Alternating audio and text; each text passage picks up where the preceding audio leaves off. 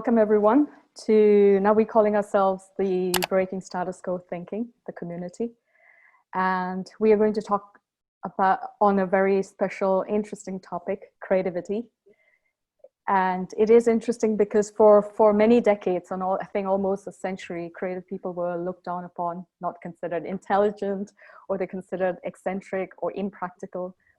However, with creative people, geniuses that are changing the way the business landscape, the organizations and profit-making organizations are having to adapt to the technology. And also with the rise of creative companies like Google and Apple, the mainstream have started giving a lot of import to innovation and creativity and the creative mind. And nowadays, I think the same people who would have prided in themselves being left brain, logical, and intellectuals 15 or 20 years ago would like to call themselves creative in this decade. Creativity is not easily defined or measured or understood yet as a concept. We still live in a world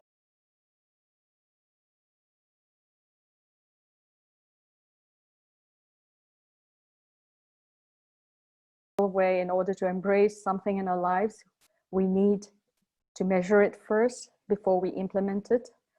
And unfortunately, things like consciousness and creativity, it cannot be measured yet. People are trying to discover new units of measurement. So I would like to introduce you to two leading thinkers on creativity and innovation and on the neuroscience of the brain, on creativity or the creative mind. Dr. Franc Ponti. He teaches neurocreativity, design thinking and innovation at the business school in Barcelona, EADA. I wouldn't know the full form. Yeah. Yeah. So Frank did his PhD on cognitive disinhibition, which is a key brain mechanism for unlocking creativity. He travels around the world helping people and organizations become more innovative. He published a book called The Creative Company in 2010 or 11. And he recently published a book on creative intelligence and free brain. And he collaborates with Thinking Heads, which is a leading conference agency. And his current field of interest is altered state of conscience, using LSD, ayahuasca, etc., and creativity, design, thinking, and dialogue as a sort of source of innovation. So he's here with us all the way from Spain. And then we have Kirti with us, who is based in South Africa, in Johannesburg, right? And she's a neurologist, and she's an Atlantic Fellow and founder of memorability.co. I'll share the link with the audience. And her focus is on promoting brain health, and this includes creativity as one of the essential elements for a healthy brain. And her interests include the role of traditional practices in promoting health, neuroaesthetics, and understanding the different perceptions of memory. So let's begin by what is creativity, what is creative thinking, and how creativity works, right? I think it's a very complex thing, very difficult to define. If we dare to, to draw a kind of definition, I would say that's the ability to combine different things in your mind to create something new as a consequence. But talking about the brain, I think it's a very complex and derivative phenomenon that's a product of many cognitive and emotional systems and attributes that work together. At the end, they produce this strange thing called creativity. So I think that it depends on a little bit on your genes, a lot in your attitude, the experiences that you have during your life, school, your parents, many different factors. I mean, kind of model your creativity. I agree. I think it is very difficult to define. And I think you basically alluded to it in your definition as well, in terms of separating processes, so separating creativity from logical thinking, whereas creativity requires logical thinking. Logical thinking is creative in lots of different levels. And so it all depends on how we start defining these concepts, and hopefully not in a way to limit them, because I think that's what happened previously. But if you actually look at these two processes, they're quite interlinked. And that's where something as amorphous as creativity becomes difficult to actually define. Can anyone be creative? So Franc, if you could tell us that research that you had done on the difference between spontaneous people and deliberate people, and how the brains are, I won't say designed, but structured. Many different experts in this field tend to think that there are two different styles when trying to be creative. They depend on these many different aspects of that influence your life. I mean, your genetics, your education, and many other aspects. But there are perhaps 60 or 70% of people that are more deliberate, the deliberate path or the deliberate style. These people tend to focus very well their attention, so they can work in a very concentrated way. They control their creative process, so they say to themselves, I'm gonna be creative in the next 20 minutes, for instance. So they're very aware of that. No? They use knowledge and information to try to think in a creative way. They try to solve problems using planning and projects and this kind of tools. And what happens in the brain of these people, that when we analyze, when you see through neuroimaging what's going on inside the brain of these people, we notice that there's a special activation in the dorsolateral prefrontal cortex, which is the executive control network. So the activity of the brain is in the frontal parts of it. The rest of the people tend to be more spontaneous. And to be spontaneous is that you don't focus as well your attention. You tend to mind wander and to daydream. You are very imaginative. You think about possibilities, what if questions. You are very intuitive, more than rational people, deliberate people. And that's because the part of your brain that gets more activated, I mean, the dorsolateral prefrontal cortex, so the executive network gets or almost completely deactivated. Another very different part of the brain, a very different system, that's the default mode system, gets activated. This other part of the brain is related to imagination.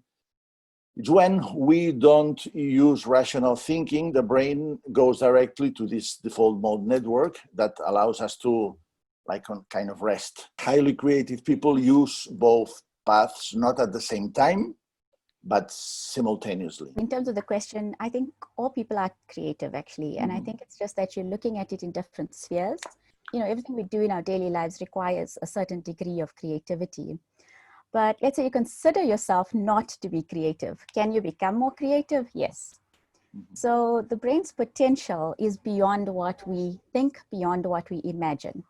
You know those stories where people get knocked on the head and then they wake up with crazy math ability? This is actually true. It's real.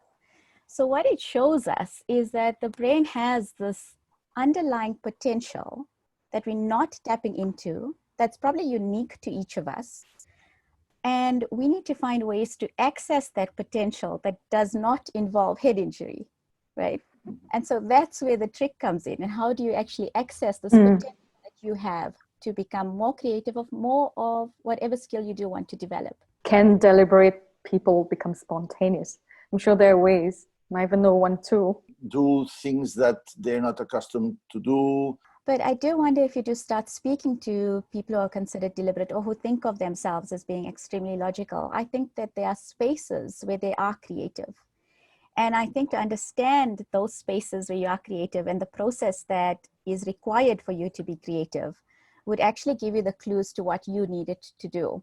So is it time in nature? Is it when you are in the forest, or is it when you're watching sunset that you do start daydreaming more, right? And in that process, do you find that you have more creative ideas, or that you can pick up new concepts easily, you know? But a large part of it would be a degree of self-awareness to understand which of this vast array of activities that could stimulate creativity actually work for you. And so the process is a little bit self-analytical, with guidance. I think I'll come back also just to medicine, which is really, really demanding in terms of the volume of work you have to study and the degree of focus that you require. But at the same time, I don't look at it as not being creative. I need to have a high degree of imagination to actually understand all these concepts that I'm just reading, right, in a book. But I need to understand how to use my creativity and when is it appropriate? When do I just follow the logical sequence? And when do I adapt? And those are also important in the whole process in terms of where you're at and what you're doing. Yeah, I think that we have to try to avoid to talk in terms of good and bad or positive or negative, left brain, right brain. For instance, Johann Sebastian Bach, the musician, was mainly deliberate because he used mathematical formulas to do his compositions, etc. No? On the other hand, Mozart was much more spontaneous. He used two very different ways of being creative, but both were very creative. Deliberate people can be very creative, but sometimes they need to relax their mental frameworks to try to approach to their spontaneous side. Spontaneous people, sometimes they're not very good at solving problems. I have a friend of mine that says that creativity is 30% ideas and 70% implementation of these ideas. So yeah, we can't always live in our heads. And so in a way, it is a combination trait, the good qualities of both that we need to cultivate. And there's a question related to this from Toko Matsuka. He says, I am a creative artistic person in an engineering field. How can I incorporate my creativity into the structured approach that my work requires? I think from a personal perspective, as I'm a neurologist, I am creative as well. And I did have to find a way to actually make both of these interests work, which is why I'm in the space that I am in currently. But I do think it is a matter of exploring, right? So you have to be quite exploratory and you have to have a high degree of self-awareness to work out how to make those two work. So for example, in neurology, it ended up being with brain health. But then as I was discussing, it's looking at the arts and how they promote brain health, how they encourage you to live better, make better health choices, what they actually do to your brain in terms of the neuroscience behind art or creativity. And so that's how I found myself marrying the two. Or when I go to art galleries, just recognizing the impact that art had on me stimulated my curiosity in terms of the neuroscience behind it and the potential of art. I think it is quite a personal, playful process. Actually. What Franc was saying in the beginning, the trait of a creative person is combining two separate things, two unrelated things together. So it's just essentially being able to see that. And I can give an example, is actually the design of the bullet train in Japan. The inspiration for the aerodynamics and whatever technical facets that went into designing the bullet train and its speed and the velocity was actually drawn in from the kingfisher, the bird. So the engineer, he actually went and looked for insights in nature, went and looked at insights from the kingfisher, the bird, and we have the bullet train, the fastest train in the world. I think that there are lots of activities that someone who tends to be very deliberate can do to explore the other side, as Alice did when passing through the mirror, to go to the other side to see what's going on there. No? And for instance, instead of trying to solve one solution problems, try to solve multiple solution problems, to have more contact with nature. I personally adore to go to the forest for a walk, half an hour, 1 hour, or sometimes 2 hours. I solve problems, I generate lots of ideas, and my fears and my problems just change and evolve in a different way. You can practice meditation. You can think in a provocative way. So what would happen if hotels didn't have rooms, for instance? What's an hotel without rooms? And trying to think in a very radical and different way.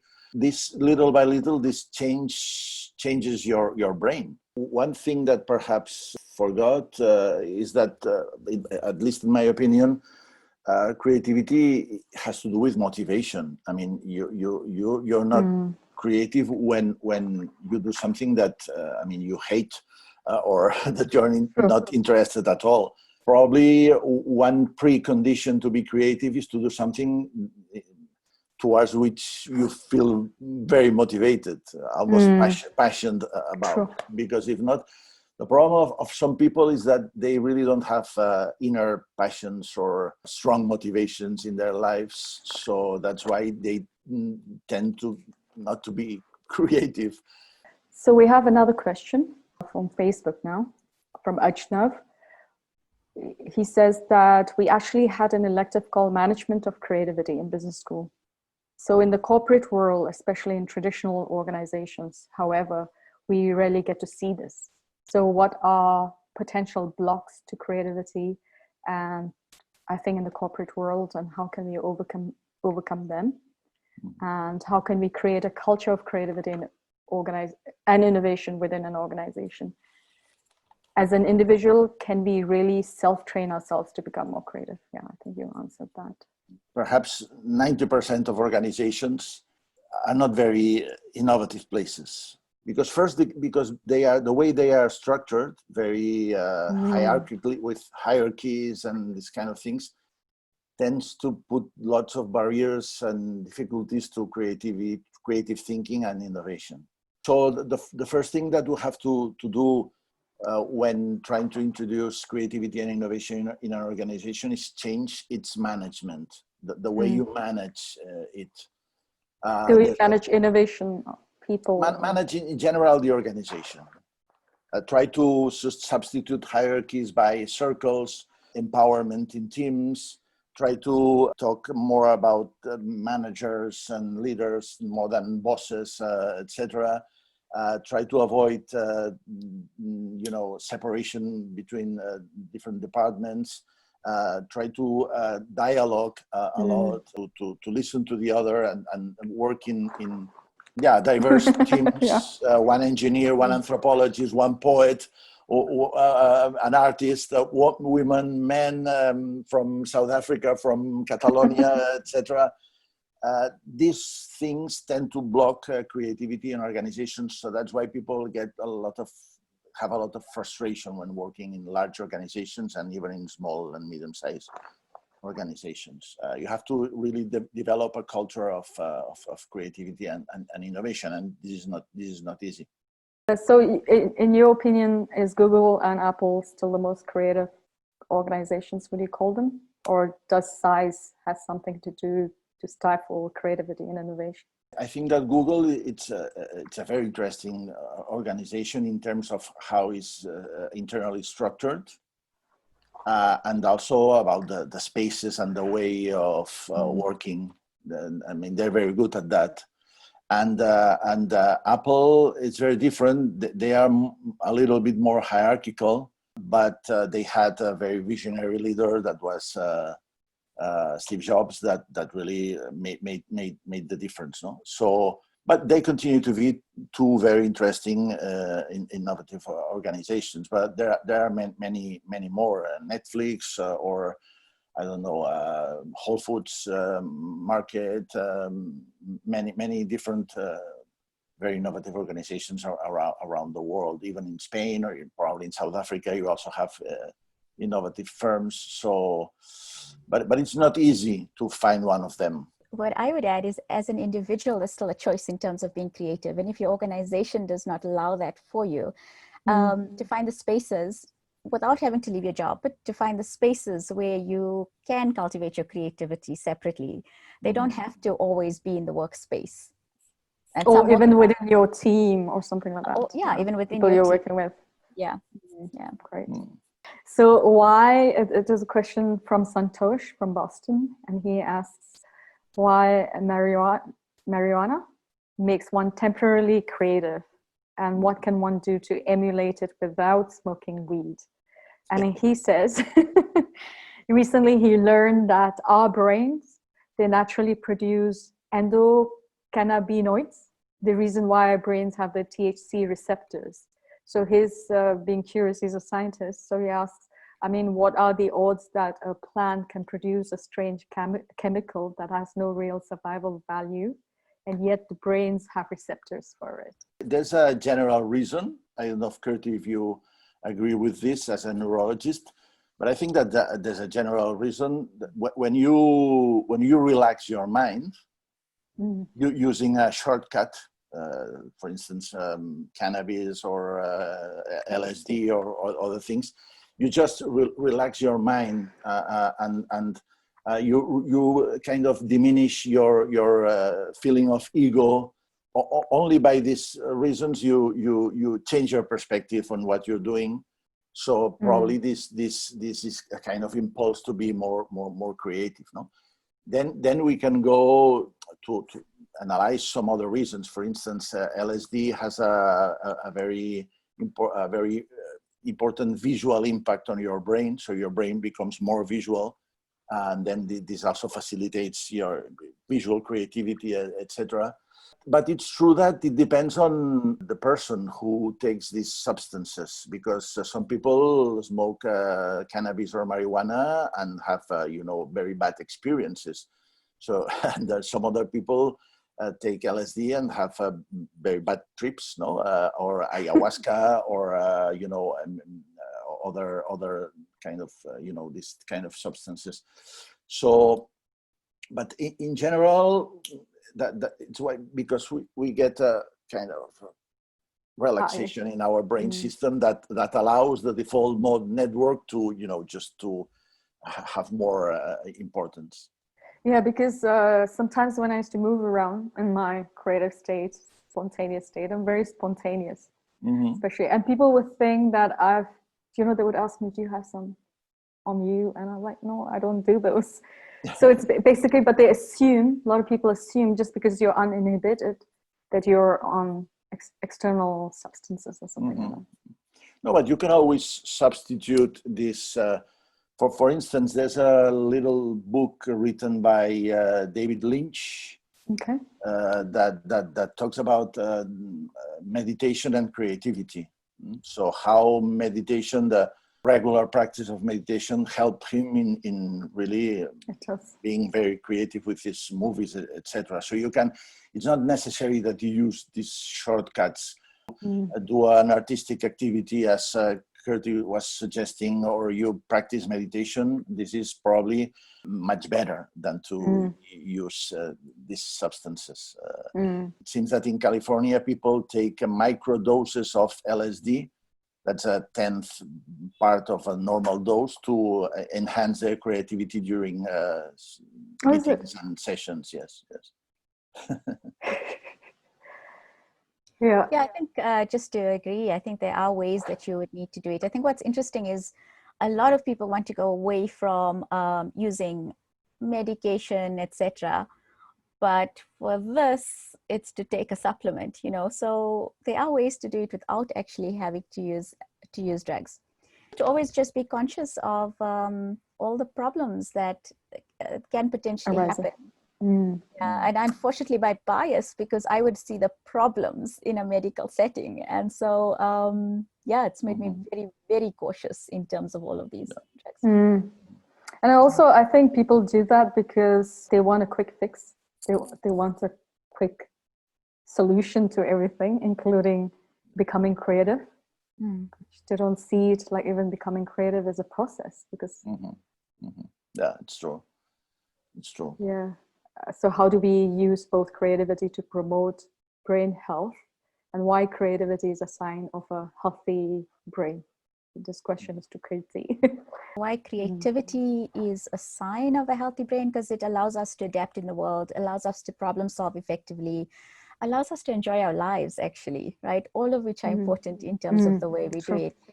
And so it's a skill or a function that I think is great to develop. And how you do that, as we have mentioned, meditation is really powerful, and the act of creating. So whether it's art, music, whether it's cooking, in terms of cooking as a creative process, not cooking as a chore, I have to do it, let me do this as quick as possible and get it done. But there are lots of processes that would tap into these networks, which is the default mode network. I like to just think of it as the daydreaming network because I think it says everything about it, you know. It's allowing you to imagine the future. It's allowing you to relive aspects of the past. It's autobiographical. And all those processes then help us in terms of this creative process. And in terms of the creative process, in terms of art, and in terms of that network being activated. So meditation activates the same network, the default mode network. They're slightly different, and we can understand that by practicing both, that they're slightly different, but they do activate the same network. And so you have a creative process, a creating art, that actually has meditative qualities and meditative benefits, and may on some level be more useful when you're really busy and really tired and really can't sit and just meditate. I have these workshops I call it the creative flow workshops. And before I begin the workshops, no matter where they're coming from, so I would always have a 4 to 5 minutes of meditation. It's also because so that they leave everything behind. And so that they come and only very focused and switch off their phones. And also, I think during meditation is also what you guys were referring to earlier on how it shuts down what Frank was saying, the prefrontal cortex, the executive thinking brain. So basically what meditation eventually does is it shuts down the thinking mind, the critical mind. And so you're not judging yourself, oh no, I can't do it, not even analyzing yourself. It's just shut, you're just in the moment, enjoying. I think that's very important to control your fears when trying to increase or develop your creativity, because there is a center in our brain that specializes in fear that tends to block everything. No? So if you're very scared of something, if you're very afraid of something, you tend to kind of limit yourself, no? To put limits to yourself. True. So I would say to people that feel that they're not creative to ask themselves, which are your fears, which are your very inner problems that really block your spontaneous way of doing things. No? I think what Picasso says, Spanish, is we are all born creative, especially kids are, right? Yes. And but then we lose that ability the moment we become adults, because we have starting to believe in a certain way and we give up on that. By Dharmendra, he asked, would it be good? It would be good to hear from the panel on how we ourselves, or as parents, help ourselves transition to a growth mindset. I think just from a practical perspective, I think it's activities that we have suggested. But again, it's about exploring and about self-awareness. So it's going to the galleries, it's picking up the pen and pencil, it's drawing, it's whatever activities you've chosen with regard to music or creative in fields we don't typically consider creative as well. But really it's about playing, exploring, and then understanding the impact that this has on you. And does it generate new novel ideas? Does it make you think differently? Does it change your perception or your perspective? You know, that's what you do in terms of developing it further. If I had children, I would especially let them to experiment and explore as much as they wished. Whatever they want, yeah. Because I think that's the key, and research shows this, that very creative people had lots of opportunities when they were children to play, to explore, to experiment. And to look for their own way of doing things. And that's probably one of the keys of why some people are very creative and some other people are not creative at all, or at least they don't show very easily this capacity. I think what comes out key from the work I do and from this discussion, as Frank mentioned, actually, was to let go of perfection in this process. That inner critic is the one that stops you. Nothing else actually stops you from being creative. Because you just have to you have to make lots of errors, and they're not actually errors, they're just processes. We consider there being errors and not right and not looking like we want to draw, whatever it may be. Again, it comes back to that concept of play, right? Where you're not criticizing, you're not hearing criticism either internally or externally. And to me, that's the biggest obstacle to just being creative. Very often ideas come from dialogue with other people. So it's very important to work and to talk and to experiment with people that are very different from you. So this dialogue generates perhaps a little bit of conflict, but if you can overcome this conflict, this brings to innovation and new ideas and combination of ideas. And another final reflection in my case is to try to substitute the no or the yes, but by yes, and. Because we tend to say, no, this is not possible. Wow, no. True. Our boss won't let us do that. No, this is crazy. This is impossible. This is. I run away from such people. Yeah. Or yes, but. The yes, but is similar to no. Yes, but we won't do it because try to change this attitude, this mental attitude, this mental framework by, okay, I mean, perhaps it's a little bit crazy, but let's explore that. Let's play with this idea because sometimes you start with a crazy thing and you end with something feasible. So that's the way, no? From creativity to innovation. By Mona. She's asking, how do you deal with the popular notion that creative people, right brain, are less productive in work settings? So she's based in Amsterdam, in Europe, and then the left brain. Well, if you understand productivity by doing lots of things, probably it's true. But productivity is also to have excellent ideas.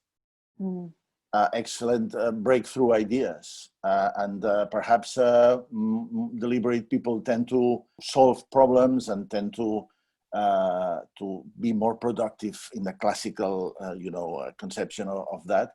Spontaneous people tend to be more out of the box thinkers and that's also productivity. That's qualitative productivity instead of quantitative productivity.